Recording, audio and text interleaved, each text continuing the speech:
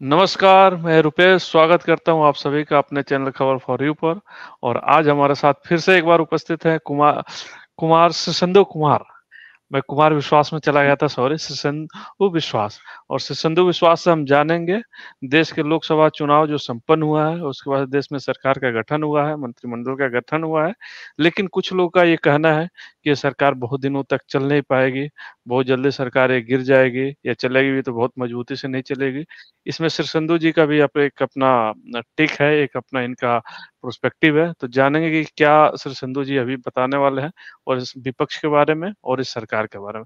Ji sir Sandhu, over to you. धन्यवाद रुपेश। धन्यवाद रुपेश जी। जैसे कि आपने बिल्कुल सही कहा कि लोकसभा चुनाव का परिणाम तो 4 जून के हमारे सामने आ गए, और हम लोग जब लास्ट 31 तारीख को बात किए थे एग्जिट पोल के दिन और आखिरी चरण के दिन, तब जो हम लोग आंकड़ा, जो मेरे तरफ से आंकड़ा दिया था, वो एक सहयोग कहिए, उसमें उस वो लकीली या एग्जैक्ट सौभाग्यशाली नंबर मैच। मैच हो गया। तो इसमें ज्यादा कोई बिल्कुल। श्रेय की बात नहीं है, ये तो होता रहता है, ये तो एक अंग है हमारे चुनाव का, हार जीत का। लेकिन जो जी। देश भर का जो बड़ी तस्वीर जो हमारे सामने बहुत ही स्पष्ट रूप से आई है, ये तो जनादेश के आधार पे अगर आप देखोगे तो पूरे नक्शे में तो एक तरीके से सत्ता के खिलाफ कहीं ना कहीं आवाज तो वोट के माध्यम या मतदान के माध्यम से आई है। हालांकि सरकार गठन करने में अभी तक में उतना ज्यादा चुनौती का सामना नहीं करना पड़ा इंडिया को, जितना हम लोगों ने शायद तकनीकी रूप सोचे से थे। कोई दिक्कत नहीं थी क्योंकि उनके पास नंबर्स हैं। जी, जी, बिल्कुल। लेकिन वही बात जो हम लोग विस्तार से पिछली बार भी चर्चा किए थे कि जो उनके जो घटक दल है, उनके विश्वसनीयता पे, उनके स्थायित्व पे एक बहुत बड़ी प्रश्न चिन्ह है, और पहले भी रहा बिल्कुल है, बिल्कुल। और आगे भी भविष्य में रहेंगे। और खास करके शायद जब यही लोग आप लोगों का उम्मीद है कि शायद गवर्नमेंट पूरी अपने नहीं, टेन्योर को कंप्लीट ना कर पाए। नहीं, हम लोग का उम्मीद जो एक विपक्ष का, एक हमेशा विपक्ष जब अपने सदन में अपना पक्ष रखेंगे और उसके सवालों पे, उसके अधिकार पे लड़ेंगे, अपने प्रतिनिधित्व करेंगे अपने क्षेत्र का, तब उनका तो एक आशा की केंद्र बिंदु ये हमेशा होगा कि अतीत में जो ये सारे दल, ये सारे नेता जो किए हैं भाजपा के साथ जी। या एनडीए के गठबंधन के साथ, अगर उसका दोबारा से वो पुनरावृत्ति होता है या रिपीटेशन होता है, तो मेरे ख्याल से कुछ भी संभव है। खास करके जो बिल्कुल बिल्कुल। नीतीश जी और चंद्रबाबू नायडू का जो इतिहास रहा है, क्योंकि वो सबसे बड़े दल है, वो जो सबसे ज्यादा कंट्रीब्यूट कर रहे हैं आज की तारीख में इंडिया में, 20 और 12 लगभग 32 लेकिन या मैं सर 33 संधू, इसमें आपका एक क्रॉस क्वेश्चन मेरा है कि अगर जी। जैसा आप बता रहे हैं, लेकिन जैसा कि उम्मीद किया जा रहा था कि इस मंत्रिमंडल में जो कैबिनेट होगी, ये बहुत ही डिमांड किया जाएगा, विशेषकर नायडू एंड नीतीश कुमार की तरफ से, क्योंकि वो लोग की मैन के तरह रोल में है इस समय। लेकिन जी। अगर मंत्रिमंडल आप देखिएगा तो ऐसा कुछ बहुत ज्यादा दिया नहीं गया। एक तो अभी तक तो जो उभर का चेहरा आ रहा है, जैसा भी वो एक स्ट्रेटजी देख रहे हैं, कहीं ना कहीं लग रहा है हुँ। जैसे मोदी जी बहुत स्ट्रांग गवर्नमेंट को फॉर्म किए हैं और स्ट्रांग गवर्नमेंट को रन कर रहे हैं। देखिए, जहाँ तक कि मंत्रिमंडल का गठन का सवाल है, वो तो ज़ाहिर-सी बात था, भाजपा सबसे सिंगल लार्जेस्ट पार्टी था, तो मुख्य जो पोर्टफोलियो था, जैसे रक्षा मंत्री, जी। वित्त मंत्री, गृह मंत्रालय, वो तो अपने पास ही रखेंगे, वो तो हमेशा से रखा है। लेकिन जो दिलचस्पी की बात थी, जो बहुत ही लोग उत्साही थे कि देखना कि कैसे वो अपने साथी दल को एक एडजस्ट करता महत्वपूर्ण है। महत्वपूर्ण विभाग में कैसे उसको एडजस्ट करता है, अकोमोडेट करते हैं, वो देखने वाली बात था। तो जहाँ तक देखा गया कि कुछ राज्यों में, कुछ दलों में तो वो संख्या, जहाँ पे प्रदर्शन बहुत ही निराशाजनक रहा है, खास करके हरियाणा के संदर्भ में बोले, उसमें वहां से 2 केंद्रीय मंत्री, फुल मंत्री मिला है। अगर आप देखेंगे उत्तर प्रदेश में, जहाँ से आधा से ज्यादा सीट भाजपा ने नुकसान किया, नुकसान तो किया वहां है। से तो वहां से तो बहुत ज्यादा मंत्रिमंडल, पूर्ण मंत्री मिले हैं। लेकिन जहां से उड़ीसा जैसे सबसे बेहतरीन प्रदर्शन रहा, वहां से एक ही राज्य मंत्री और एक पूर्ण मंत्री का दर्जा मिला है, जो था पहले धर्मेंद्र प्रधान वही है, और साथ में एक राज्य मंत्री दिया है।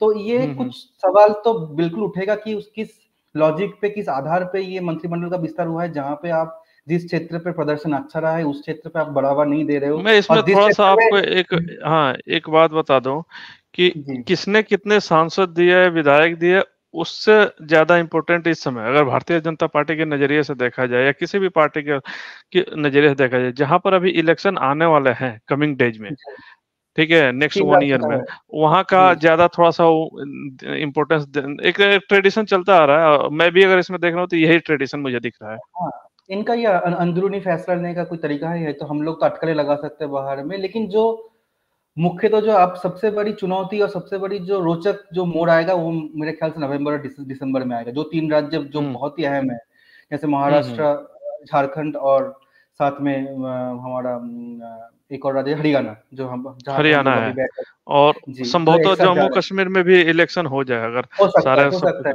हाँ, जी, उसमें भी अभी सर्वोच्च न्यायालय का राय बाकी है, अगर फाइनल बिल्कुल, वर्डिक्ट आ बिल्कुल। जाता है तो उसमें हो सकता है।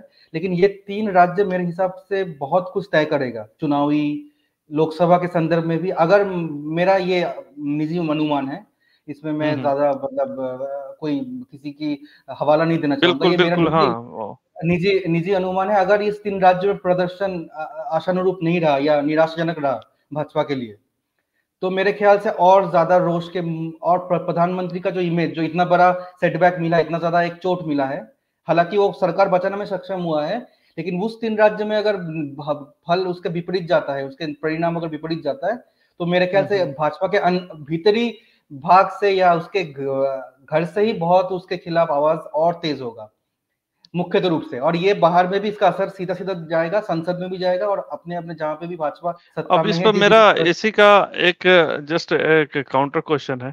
आपने जैसे जी, बताया कि अगर यहाँ पे परफॉर्मेंस सही नहीं होगा तो भाजपा के अंदर और बाहर एक घमासान होगा। कुछ हम अभी चूँकि सीटें भी कम आई है तो अभी भी हम कुछ देख पा रहे हैं कि कुछ-कुछ चीज़ें ऐसे जी। आ रही हैं। और ये ज़ाहिर-सी हुँ, बात है, डेमोक्रेसी में ऐसा होता रहता है। जो भी जी, पार्टी हारती है तो उसके साथ ऐसा होता रहता है। लेकिन मेरा जी। इसमें से एक क्रॉस क्वेश्चन, अगर संभवतः अगर कहीं कमिंग डेज़ में जो एक नेक्स्ट 1 ईयर में जो भी इलेक्शंस आने वाले हैं, अगर भारतीय जनता पार्टी अच्छा परफॉर्मेंस कर देती है, जीत जाती है, तो हुँ, इसका जो बीजेपी का जो वो है, क्या बोलते हैं कि नेतृत्व इनका में। जो हाँ, नेतृत्व है, उस पर जी। क्या आपको असर देखने को मिला? क्या ये और भी स्ट्रॉन्ग होंगे और भी इनकी मोनोपोली एक तरह से बढ़ जाएगी, या कुछ सीखने को मिलेगा? जी, इसमें तो कोई दो राय नहीं है। अगर इस आने वाले जो मैं नवंबर का उदाहरण इसीलिए दे रहा हूँ क्योंकि ये सबसे सामने है। अगर ये 3 प्रमुख राज्य में भाजपा एटलीस्ट जहाँ पे वो सत्ता में है, एक तो शिंदे सेना के साथ महाराष्ट्र में सत्ता में है और एक यहाँ पे किसी भी प्रकार में अभी तो उसका बहुमत नहीं है। आज के इस तारीख में हरियाणा में वो बहुमत हो चुका है। क्योंकि जो हुँ, हुँ। निर्दलीय था समर्थन में वो भी वो समर्थन वापस कर लिया है और जो जेजेपी था वो तो 3 महीने पहले ही समर्थन वापस कर लिया है। अभी शायद 3 बिल्कुल, महीने यहाँ रह पर गया कुछ है। तकनीकी हाँ, चीज़ें हैं और चुनाव में हाँ, भी बहुत कम क्योंकि टाइम है, हाँ, इसलिए विपक्ष भी नहीं बिल्कुल। चाह रहा कि यहाँ से कुछ करें। क्या जी, क्योंकि विश्वास मत जो फरवरी में एक बार पारित हो चुका था सदन में हाँ, हरियाणा में, इसीलिए वो 6 महीने का अंतराल ज़रूरी है, इसीलिए वो नहीं हरा। क्योंकि बिल्कुल। आज की स्थिति में हरियाणा में भी ये साफ-साफ है भाजपा अल्पमत है। यहाँ पे जी, अगर बिल्कुल। संभव यहाँ पे अगर मान लीजिए हरियाणा और महाराष्ट्र जो ट्रेंड गया है पीछे लोकसभा चुनाव के, उसको भाजपा के खिलाफ ही गया है पूरा स्रोत। अगर वो राज्य वो गँवाता है और झारखंड में हुँ, हुँ। मैं नहीं मानूँगा कि इस टाइम भाजपा इतना मजबूत स्थिति में है कि वो झारखंड मुक्ति मोर्चा और कांग्रेस की गठबंधन को सामना करके उसको पलट देगा, जो ज़मीनी तथ्य अभी तक तो सामने आ रही है। हालाँकि जी, 3-4 जी। महीने में कुछ भी हो सकता है। तो अगर ये 3 बिल्कुल। राज्य में एक राज्य में भाजपा अपना सरकार बचा नहीं सकता है या फिर सत्ता वापस नहीं कर सकता, तो मेरे ख्याल से ज़रूर ये मतलब संभव होगा कि भाजपा के अंदर में ही प्रधानमंत्री की लोकप्रियता के ऊपर, प्रधानमंत्री की प्रभाव के ऊपर जो कि अभी निम्नगामी है, बिल्कुल, जो कि बिल्कुल। अभी अब डाउनवर्ड है, मैं उसमें और थोड़ा-सा ज़्यादा जोर-शोर से आवाज़ आएगा और इसका नॉर्थ प्रतिफलन हम इंडिया से आगे बढ़ते हुए चलते हैं आपके होम स्टेट वेस्ट बंगाल की तरफ। और जी, वहाँ पर जैसा कि आपको भी पता है, आपने जो अनुमान लगाया था ऑलमोस्ट वो चीज़ सही हो गया। हालाँकि सारे प्रेडिक्शंस जो एग्ज़िट पोल के थे वो गलत हो गए। अब इतने भारी बहुमत से लोकसभा में भी जीते, हालाँकि विधानसभा और पंचायत जो लोकल बॉडी इलेक्शंस होते हैं उसमें ऑलरेडी टीएमसी पार्टी को वहाँ पर बढ़िया वहाँ पर प्रेज़ेंस है, सब में मेजॉरिटी के साथ जीता है। तो अभी जी। वहाँ पर क्या कुछ आप देख पा रहे हैं कि टीएमसी का इंडिया ब्लॉक में क्या एक मतलब कितना उनका वेटेज है, क्या या भूमिका कुछ टीएमसी पार्टी में क्या कुछ अब नया होने वाला है? ऐसा कुछ अगर आपके पास इनपुट हो? जी, बिल्कुल, ये बहुत ही अहम सवाल है क्योंकि एक जैसे हम लोग पहले भी चर्चा की है कि तृणमूल या किसी भी क्षेत्रीय दल का उस हुँ, हुँ। लिहाज़ा से एक बहुत बड़ी भूमिका था इस पूरे इंडिया गठबंधन में। तो बिल्कुल, टीएमसी बिल्कुल। ने इस बार अपने मैं तो बोलूँगा बहुत ही बेहतरीन, बहुत ही उम्दा प्रदर्शन करते हुए 29 सीट जीता है और जो 2-3 सीट जीता जो गँवाए भी जो हारा भी है, वो बहुत ही 2-3 हज़ार या 1,500 की मार्जिन में। तो ये हुँ, संभव ही हो हुँ। सकता था कि वो टीएमसी का टैली 31 या 33 में भी जा सकता था। ख़ैर वो अलग बात बिल्कुल, है बिल्कुल। लेकिन आज की जो स्थिति है, आज की स्थिति में ये खबर बहुत ही ज़ोर-शोर से है कि भाजपा का जो 3 नए चुने हुआ जो सांसद है वो टीएमसी में अपना नाम दर्ज कर सकता है, अगर ये होता है। ये खबर में है, हालांकि इसका कोई प्रामाणिक रूप से कोई अभी तक सामने अच्छा, नहीं आया है। अगर तो ये आप ये कहना चाह रहे हैं कि भाजपा के 3 सांसद टीएमसी के टच में हैं और हो सकता है जी कि संभवतः वो पार्टी बदल दें। बिल्कुल, पार्टी क्योंकि बदल देंगे मतलब वहाँ तो कहीं न कहीं एक उपचुनाव के होने के आसार है। ये उपचुनाव तो ये व्यक्तिगत फैसला है। अगर वो इस्तीफा देता है संसद पद नहीं, से, नहीं, तभी वो अगर इस्तीफा नहीं उपचुनाव भी होता है। देते हैं, अगर वो हाँ, इस्तीफा नहीं हाँ, भी देते हैं, अगर पार्टी बदल देते हैं, तो ज़ाहिर-सी बात है कि वहाँ पर तो आप party defection law law apply हो जी। जाएगा, उसके बाद से तो स हाँ, ये तो अध्यक्ष के ऊपर होता है। ज ये तो पूरा या स्पीकर डिस्क्रिप्शन होता है कि वो लागू या करेंगे कि नहीं। कि बट जो स्थिति, अगर वो इस्तीफा ना भी दे, अगर वो दल भी परिवर्तन करता है, तो ये बहुत बड़ा झटका होगा कि आज की तारीख हुँ, में हुँ। अगर आप 12 में हो, वहां से सीधा सीधा आप सिंगल डिजिट में आ जाओगे, 9 में आ जाओगे। जो आप बोल रहे थे कि सबसे प्रधानमंत्री जी बहुत ही मतलब अपने प्रचार में बोलते थे कि हम उत्तर प्रदेश से भी ज्यादा हम लोग आशा करते कि हम लोग बंगाल में जीतेंगे। तो वहां पे अगर चलिए, आप सिंगल डिजिट पे आ जाते हो, मुझे तो ये लगता है बहुत ही कि ये निराशाजनक बात है। आपने जो न्यूज़ बताया बड़ा ही एक विपक्ष के लिए अच्छा न्यूज़ बताया और ऐसा अगर भारतीय जनता पार्टी के सांसद अगर कोई विपक्ष में जाकर मिलता है, तो ये शायद मुझे लगता है कि लोकतांत्रिक रूप से बहुत ही अच्छा बात होता है। लेकिन अगर जस्ट इसका जी, अगर उल्टा होता है, नहीं मैं तो फिर ये एक लोकतंत्र की चीज हत्या हो बोलूंगा। जाती है। नहीं, रूपेश जी, एक चीज बोलूंगा। अधिकतर पिछले 10 वर्ष में आप ये देखेंगे, ज्यादातर विपक्ष से भाजपा में गए हैं नेता, लेकिन बंगाल एक बिल्कुल, इकलौता बिल्कुल। राज्य है वो तो जहाँ पे स्वाभाविक है क्योंकि वो सत्ता में है, हाँ, वो तो गए हैं। बिल्कुल मैं उसको गए हैं। सही नहीं ठहरा रहा हूँ, मैं बस नहीं, इस कोई भी चीज़ सही को गलत नहीं है। काउंटर करने की कोशिश कर रहा हूँ कि जी अगर जिस चीज़ के लिए विपक्ष इतना शोर-हंगामा मचाता है, अगर वैसा ही विपक्ष के द्वारा भी किया जाए, तो मैं ओवरऑल एक पॉलिटिक्स का प आपको पर्सपेक्टिव देना चाहता हूँ कि चाहे इस साइड का हो या इस साइड का हो, गलतियाँ दोनों जी, साइड से करते हैं, लेकिन दोनों का ये तो अपना-अपना हमेशा जस्टिफिकेशन होता है, गलत कोई बिल्कुल नहीं होता है अपने अकॉर्डिंग। बिल्कुल मैं ये राजनीति बस में सब कहना कुछ चाह रहा सही हूँ, है, मैं तो यही क्योंकि मेरे बोलूंगा पास जो राजनीति। इनपुट है कि आम आदमी पार्टी के जो 3 सांसद हैं, उसमें से जो हम्म, पहला टारगेट है बीजेपी का, वो इसमें से कहीं न कहीं खींचतान होगा। ऐसे में से अगर चूँकि वहाँ पर 2 भी पार्टी आ जाए, तो पार्टी ही पूरा एक अलग गुट ही हो जाएगा वहाँ नहीं, पर, पंजाब का तो इतना डिफेक्शन का नहीं, जानकारी नहीं मर्जर है। का रूल। हाँ, पंजाब का तो इतनी जानकारी नहीं है, लेकिन जहाँ तक मेरे गृह राज्य की बात है, वहाँ पे तो जितना मुझे जानकारी प्राप्त हुआ है, वहाँ पे तो बिल्कुल, ये बिल्कुल। साफ-साफ है, कुछ दिनों में ये सामने आ सकता है, खबर का खुलासा हो सकता है। और एक बात कहूँगा, मैं किसी को यहाँ पे डिफेंड नहीं कर रहा हूँ कि जो भी दल बदला, ये दल बदल आज से नहीं हो रहा है, ये इतिहास का एक गवाह है कि ये बिल्कुल, बिल्कुल। मतलब हमारे आज़ादी के बाद से ही हो रहा है। इस पार्टी से इस पार्टी जा रहा है, इस पार्टी जो अपने-अपने सहूलियत या सुविधा के अनुसार जाता है।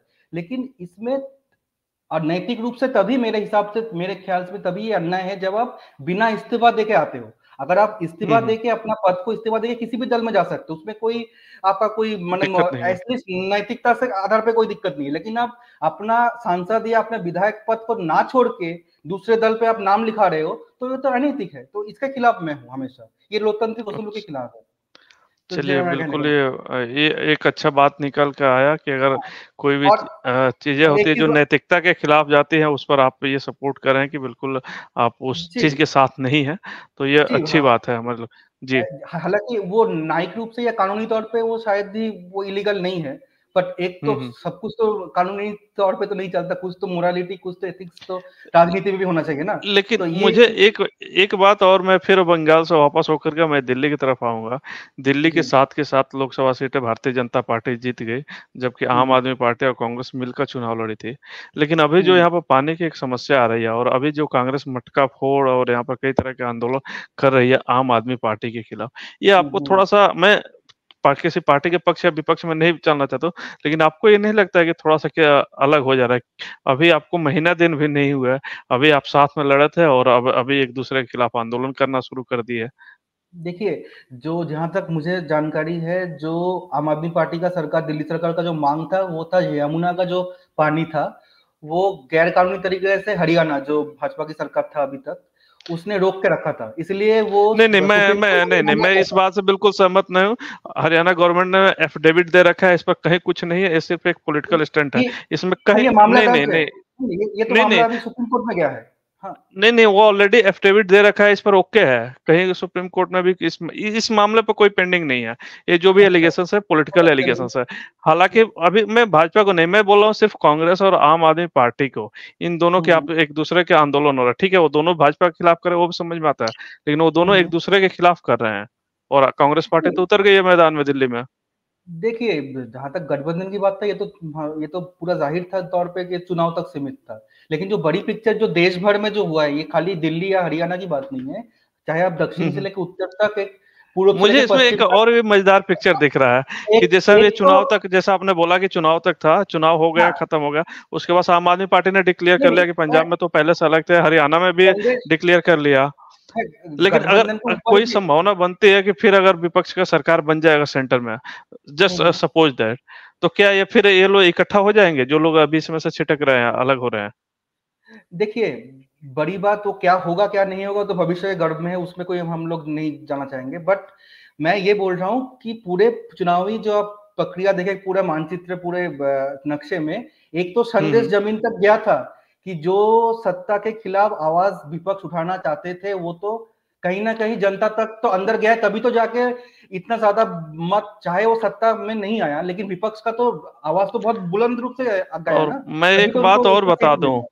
कि ये ये आगे क्या बिल्कुल होगा क्या नहीं। आप हाँ, हाँ, आप हाँ, ये मैं एक आगे। बात बता दूं, आपकी बात है आगे कि कहीं ना कहीं सीटों के अगर नंबर्स की बात करें तो जी, डेफिनेटली इसमें कोई डाउट नहीं है कि विपक्ष ने जी, इस बार बहुत अच्छा प्रदर्शन किया है, जीता है। जी, लेकिन अगर अगर ओवरऑल वोट परसेंटेज की बात किया जाए तो इस बार भारतीय जनता पार्टी के 0.07% वोट पिछली बार के कंपैरिजन में बढ़ा ही है, इस हाँ, बार भी। और वोट विपक्ष का भी प्रतिशत से, वोट, वोट बट वो परसेंटेज सीट से को डायरेक्ट कन्वर्ट नहीं कर पाई कोरिलेशन है, नहीं वो होता है, सीट, नहीं, नहीं।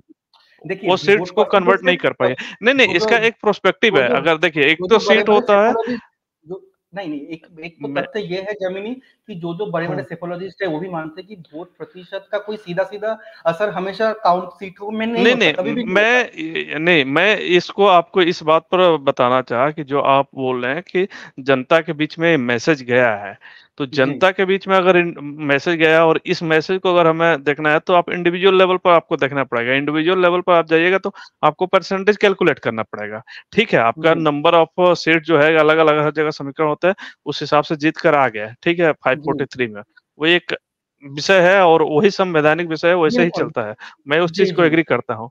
लेकिन हुँ, ओवरऑल अगर जो जनता जिसको शायद सीधे वोट देती है और जो वोट पड़े जी। हुए हैं और जो जिसको वोट जितना मिले हुए हैं, मैं उसकी बात करना चाह रहा हूँ। जो आप बोले ना कि ये मतदाता के नीचे तक चला गया, जनता का संदेश चला गया था, मैं इस बात हाँ, पर बोलना चाह रहा था। वही तो बोल रहा हूँ कि एक लोकप्रियता का जो हवाला हमेशा देते आए हुए हैं अब तक पार्टी, उसको हम्म। वो छोड़ के अभी मंदिर मस्जिद, आप चुनावी सभा में से जब प्रधानमंत्री का भाषण आप परिवर्तन होते हुए देखे हो, ये कोई मतलब सियासी देख तथ्य नहीं है। तब से तो ये पता चल जाता है कि आपकी वो छवि, वो लोकप्रियता या जमीनी तौर पे उतना ज्यादा असरदार नहीं हो रहा है। तभी तो आपको ये रेटोरिक्स, ये भाषा का प्रयोग करना पड़ रहा है, मजबूरी में ही सही। चाहे उसका फल अच्छा ही मिला हो या बुरा मिला हो, वो अलग बहस का विषय है। पर जो हम्म। बड़ी बात है, ये लोकतंत्र के लिए बहुत अच्छा हुआ। मैं इस बात से बहुत खुश हूँ कि पिछले 10 वर्ष से जब एक एक तरफ़ा बात जब मैं मामले। आपको अपना ओपिनियन मैं रखना चाहूँगा, अपना बता चूँकि आप मेरे गेस्ट हैं, लेकिन फिर भी मैं जी, एक अपना ओपिनियन रखना चाहूँगा। जैसा आपने बोला कि मंदिर मस्जिद हो रहे, देखिए अगर मुझे लगता है कि ये बिल्कुल पॉलिटिकल फ्रॉड है अगर जो ये बोल दे कि भारत में कास्टिज़्म पॉलिटिक्स में कोई जगह नहीं है, मंदिर मस्जिद का कोई जगह नहीं है। ये एग्ज़िस्ट करते हैं मैटर, हमें इससे मुँह नहीं बिल्कुल। मोड़ना चाहिए।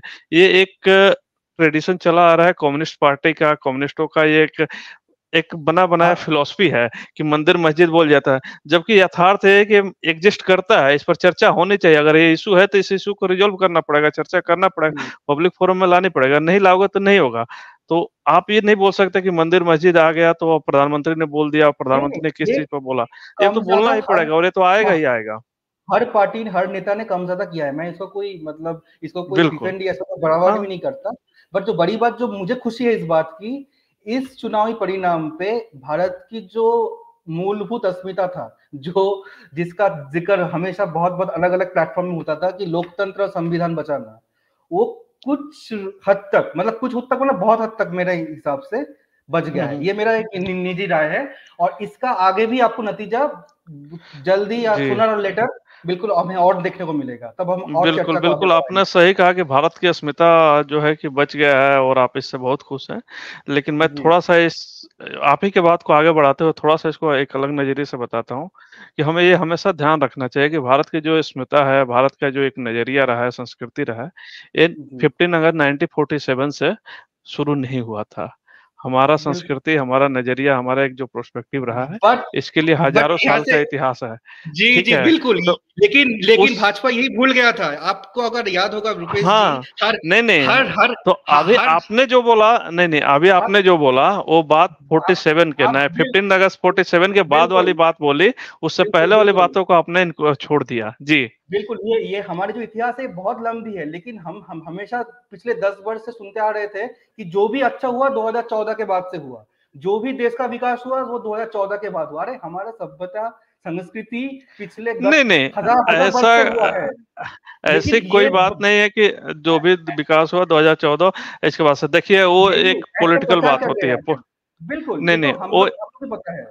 ये तो वो सही बात नहीं है, लेकिन हमें जो नहीं, जो नहीं, स देखिए वो एक पॉलिटिकल बात है। अगर ये बोल रहे हैं कि 2014 से बात हुआ, विकास हुआ, सबके ज़्यादा चीज़ें हुई, तो आप अगर कांग्रेस पार्टी को उठाकर देख लीजिए तो सबसे ज़्यादा वो बोलते हैं कि आज़ादी हमने ही कराया था, हमने ही आज़ादी दिलाया था, जबकि ये भी यथार्थ नहीं है, बिल्कुल, सही नहीं है कि सिर्फ़ कांग्रेस बिल्कुल, पार्टी ने ही आज़ादी दिला दी थी बिल्कुल और बोल सब रहे कुछ हैं। कर दिया था। और भी बहुत भारत सारे के लोग हैं जो अनसीन बिल्कुल, हैं। तो मैं सहमत हूँ। वो भी तो हमेशा में से जाते हैं कि भाई अगर करके हमारे नेहरू जी आए और 15 साल तक रहे, ये किया, नहीं कर रहे होते तो क्या। तो वो तो सबका अपना एक है जो जहाँ तो तक सर्व किया इसीलिए वो मैं अपना बहुत खुश चीज़ें हूँ कि बताते हैं। एटलीस्ट इस चुनावी परिणाम में हमारी जो स्मृति है, बिल्कुल, बिल्कुल। उसको सबको जो जो जनता की मैं स्मृति है वो हाँ, हज़ार-हज़ार और साल से बढ़ा आपकी दिया खुशी है। है आपकी खुशी है मंदिर बन गया, राम राज्य आ गया और यही राम मंदिर बनने का जो फ़ायदा हुआ कि आज अच्छा, पक्ष भी खुश है, विपक्ष भी खुश है, हर कोई खुश है। लेकिन विडंबना देखिए, जहाँ पे मंदिर बना है, अयोध्या, फैज़ाबाद सीट, वही गँवा दिए। मैं ये वही कैसी बोल रहा हूँ ना, विडंबना है? यही ये लोकतंत्र का खूबी है ना, यही बिल्कुल, लोकतंत्र का बिल्कुल। खूबी यही है, हमें यही लोकतंत्र तो खूबी है और यही राम राज्य है। जहाँ से मंदिर जी, बना वहाँ से जो मंदिर बनाने वाले हार गए लेकिन दूसरे खुश हो गए। वो भी खुश है जी, लेकिन जो उन्होंने मंदिर बस बनाया वो भी सरकार में है, वो भी खुश हैं। जी, तो सारे लोग खुश हैं। यही तो बस ये हालाँकि लोकतंत्र ऐसे ज़िंदा रहे, बस हम यही बिल्कुल, चाहते हैं। बिल्कुल। ये लोकतंत्र ऐसे ही ज़िंदा रहेगा और हम जी, उम्मीद करते हैं कि आप भी आगे हमसे और भी जुड़ते रहेंगे और भी हम लोग बिल्कुल, अच्छे मुद्दे पर चर्चा करते रहेंगे। तो बहुत आपके इस आनंद आया समय आपसे के बात लिए करके। बहुत-बहुत धन्यवाद। इतना अच्छा आपने धन्यवाद जी। समय दिया लगभग-लगभग हम लोगों ने 22 मिनट का एक एपिसोड कर लिया। तो जी, बहुत-बहुत धन्यवाद संधू जी। फिर मिलते हैं हम किसी नए धन्यवाद, एपिसोड में। धन्यवाद। धन्यवाद।